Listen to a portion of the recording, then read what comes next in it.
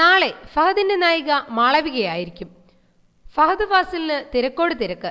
നാളെ എന്ന് പേരിട്ടിട്ടുള്ള പുതിയ ചിത്രത്തിൽ പട്ടം പോലെ എന്ന ചിത്രത്തിലൂടെ സിനിമയിലേക്ക് എത്തിയ മാളവിക മോഹനായിരിക്കും ഫഹദിന്റെ നായിക.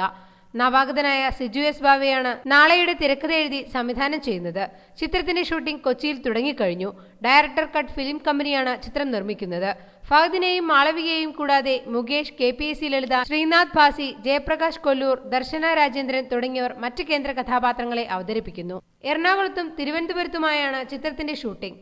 ഫഹദ് ഇപ്പോൾ തിരക്കിലാണ്. ജെയിംസ് ആൽബർട്ട് സംവിധാനം ചെയ്യുന്ന മറിയമുക്ക് എന്ന ചിത്രത്തിന്റെ റിലീസിനായി കാത്തിരിക്കുകയാണ് താരം. ജനുവരി 23-നാണ് ചിത്രത്തിന്റെ റിലീസ്. വിനീത് കുമാർ സംവിധാനം ചെയ്യുന്ന അയാൾ ഞാനല്ല എന്ന ചിത്രത്തിലാണ് ഇപ്പോൾ അഭിനയിച്ചുകൊണ്ടിരിക്കുന്നത്.